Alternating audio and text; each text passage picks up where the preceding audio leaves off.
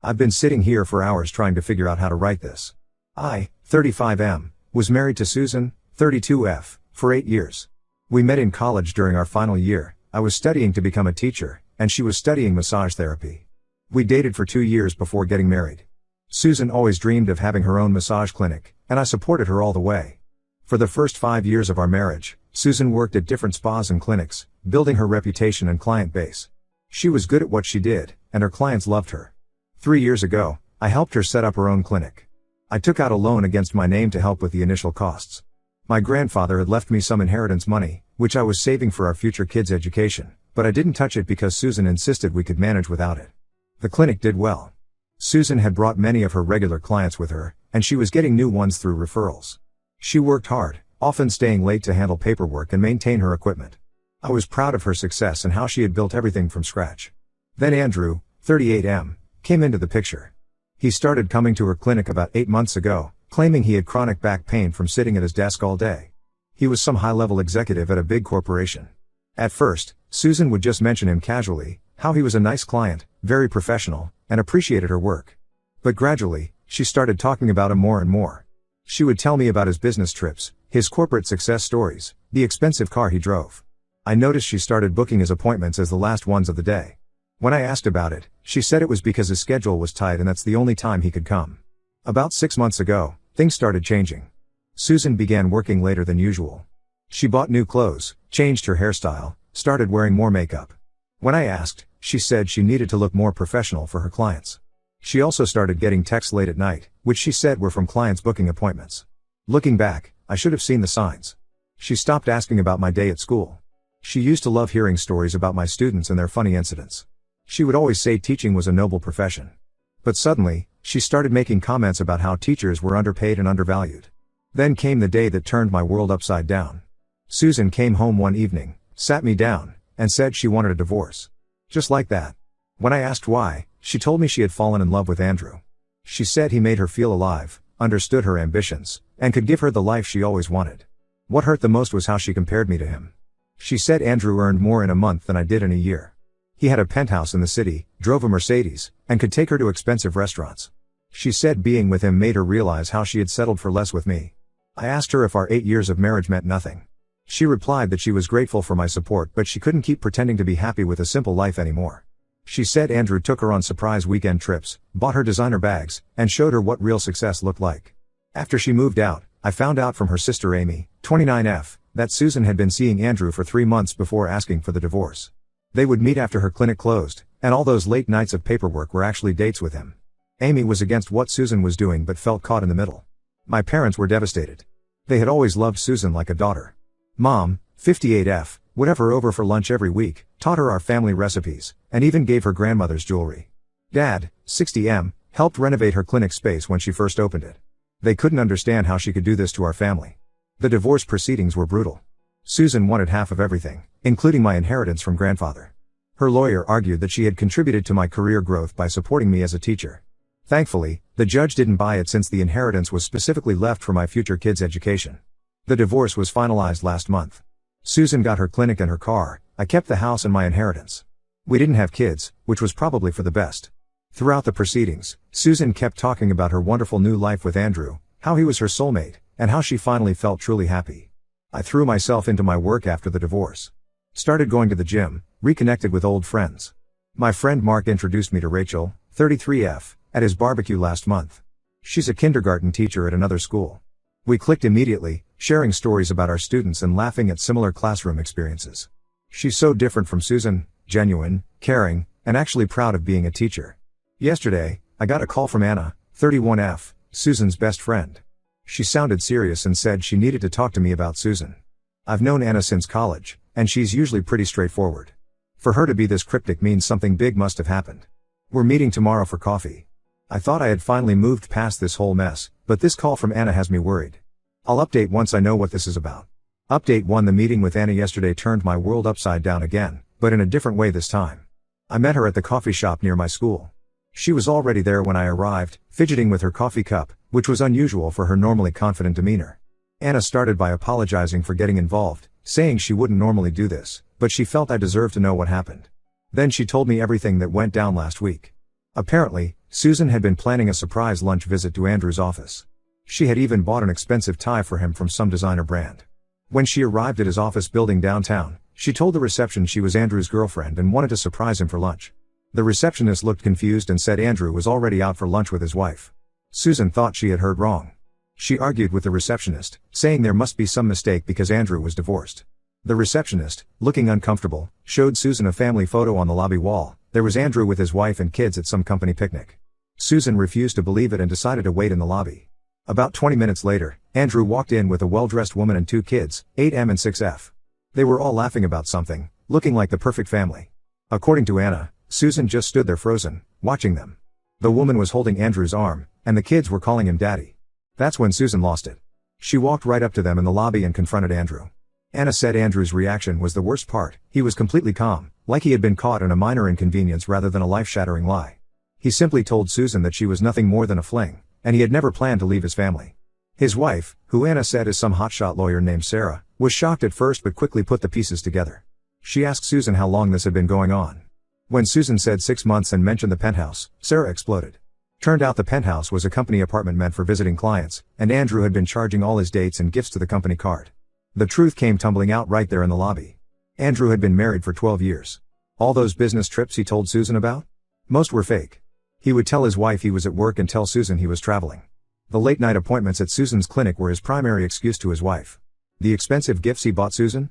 All charged to his company as business expenses. The fancy restaurants? All private places where he wouldn't be recognized. He had orchestrated everything perfectly to keep his double life hidden. Anna told me Susan hasn't left her apartment since that day, except to go to work. She's been a complete mess, finally realizing how Andrew had played her. But here's the real reason Anna wanted to meet me: Susan wants to come back. She's been telling Anna how she made the biggest mistake of her life leaving me, how she now sees what true love and respect look like. I couldn't help it, I laughed. Right there in the coffee shop, I just started laughing. Anna looked shocked, but I couldn't stop. The irony was too much. Susan left me because Andrew was everything I wasn't, and now it turns out Andrew isn't even who he pretended to be. I showed Anna the screenshots I had saved from our divorce proceedings, where Susan wrote about how Andrew was her soulmate and how she had never been happier. I asked Anna if Susan was manipulated when she wrote those things too, or when she tried to take my grandfather's inheritance meant for my future kids. Then Anna told me about the aftermath. Sarah, Andrew's wife, is going after both Andrew and his company. She's filed for divorce and is building a case about his misuse of company resources. The company fired Andrew to avoid scandal, but Sarah is still pursuing legal action. The situation is affecting Susan's clinic too. Word got around about her affair with a married client, and people in our small community aren't very forgiving. Many of her regular clients have stopped coming. Some were friends with Sarah through their kids' school and sided with her. Others just didn't want to be associated with the scandal. I told Anna to tell Susan not to contact me. I'm done. I'm happy with Rachel, who actually respects me and shares my values. She loves being a teacher and understands the satisfaction of making a difference in kids' lives. Just last weekend, we went hiking, and she had packed lunch for us, something Susan always thought was too simple and beneath her. As I was leaving, Anna tried one last time, saying people deserve second chances. I told her that second chances are for mistakes, not for deliberate choices. Susan didn't just cheat, she chose to belittle me, tried to take my inheritance, and threw away 8 years of marriage for a fantasy. I'll update if anything significant happens, but honestly, I hope this is the end of it. Rachel and I are planning a weekend trip to the beach next month, and I'd rather focus on building my new life than dwelling on the ruins of my old one. Update 2: Things have escalated quite a bit since my last update. Despite my clear message through Anna, Susan has been relentless in trying to contact me. It started with her showing up at my school during lunch breaks. The first time, I was in the teacher's lounge when another teacher told me someone was asking for me at the front office. I went there to find Susan waiting. She looked different, no designer clothes or fancy jewelry anymore, just regular work clothes. When she saw me, she started crying and trying to talk about how sorry she was. I walked away without saying anything. But she kept coming back almost every day for a week, until I had to talk to my principal about it. My principal was very understanding. Turns out his wife had left him for someone else years ago, so he got where I was coming from. He instructed the front office not to let Susan in and told me to document every time she tried to contact me, just in case things got worse. After she couldn't reach me at school, she started sending emails.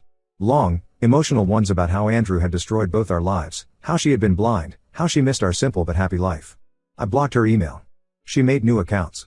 I blocked those too. Then she started sending handwritten letters to my house. I returned them all unopened. Last week, she crossed a line I never thought she would. She showed up at my parents' house on a Sunday afternoon, right when she knew they'd be home after church. Mom called me right away, sounding upset and confused.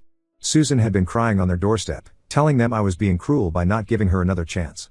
By the time I got there, Mom had let her in, and they were sitting in the living room. Susan was telling them how depressed she was, how she couldn't sleep at night thinking about how she'd ruined everything, how Andrew had manipulated her. Mom, being the kind person she is, was actually feeling sorry for her. That's when I lost it. I told my parents everything I had been protecting them from. How during our marriage, she had started making snide comments about my career choice. How she had compared my salary to Andrew's, my car to his Mercedes, our house to his penthouse. How she had written in legal documents that Andrew was her soulmate and our marriage had been settling for less. Then I revealed something I hadn't told anyone before. During the divorce, Susan had tried to claim part of my grandfather's inheritance. She knew that money was sacred to me. My grandfather had worked his whole life as a janitor, saving every penny so his grandkids could give their children the education he never had.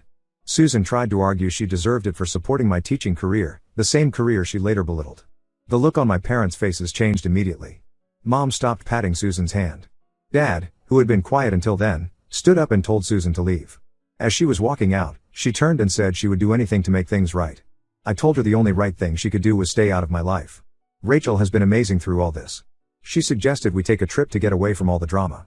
We're planning to visit my cousin in California next month. He lives near the beach, and it'll be good to have some peace and quiet. I've also heard through mutual friends that Susan's clinic is about to close down.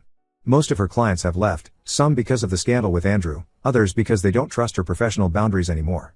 She can't afford the rent without her regular clients.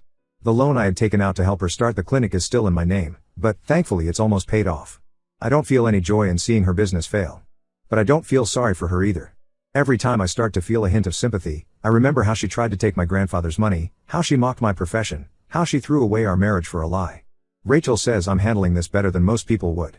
Maybe it's because I've had time to process everything, or maybe it's because having her in my life shows me what a healthy relationship should look like. Either way, I just want this chapter of my life to be over. I'll update again if anything significant happens. Update 3: I decided to write one final update to give closure to everyone who has followed my story. These past few months have been quite eventful, and I want to share how everything turned out. Susan's clinic officially closed down last month. Amy told Mom that Susan couldn't keep up with the rent after losing most of her clients. She tried to sell the business, but no one was interested. The equipment was sold off to cover the remaining loan payments. She's now working as a regular massage therapist at a spa across town, making less than half of what she used to. Amy also mentioned that Susan had to move back in with their parents because she couldn't afford her apartment anymore. Apparently, she had been living beyond her means even after Andrew was gone, thinking she could somehow maintain the lifestyle he had shown her. She maxed out her credit cards and couldn't keep up with the payments. Speaking of Andrew, his life fell apart completely. His wife Sarah won their divorce case. She proved he had misused company resources to fund his affair with Susan and several other women before her. Yes, Susan wasn't the first. Sarah's investigation uncovered at least 3 other affairs in the past 2 years. Andrew lost his job, his reputation, and most of his assets. Sarah got full custody of their kids and their house. Andrew had to pay a significant settlement, including most of his savings and investments. He couldn't find work in our city. Word had spread in the corporate circle about his misconduct. Last I heard from a mutual friend, he moved to Arizona to start over. Rachel and I moved in together last month. It just felt right. She gets along wonderfully with my parents, Dad already treats her like a daughter, and Mom loves having her help with Sunday dinners. Rachel's family has welcomed me too. Her dad and I go fishing sometimes, and her mom keeps trying to feed me because she thinks I'm too skinny. 2 weeks ago, Susan's mom called me. She went on about how Susan was a changed person, how she had learned her lesson, how she cried herself to sleep every night. She asked me to at least talk to Susan, saying everyone deserves a chance at redemption. I was polite but firm. I told her that while I appreciated her concern, that chapter of my life was permanently closed. Some of our mutual friends think I'm being too harsh. They say Susan is truly sorry and that forgiveness would be good for both of us. But they don't understand. This isn't about forgiveness, it's about consequences. Susan didn't make a mistake in a moment of weakness. She made calculated decisions over months to cheat, leave, and then try to take what she could in the divorce. Rachel and I are talking about marriage. Not right away, but it's on the horizon. She understands me in a way Susan never did. She loves her job teaching kindergarten, and her face lights up when she talks about her students, just like mine does when I talk about my high school kids. To everyone who supported me through this journey, thank you. Your words of encouragement helped more than you know. And to those going through similar situations, remember that you deserve someone who respects you, values you, and loves you for who you are, not what you can provide. This will be my last update. Life has moved on, and it's time to close this chapter completely. Sometimes the best revenge is simply living well, and that's exactly what I plan to do.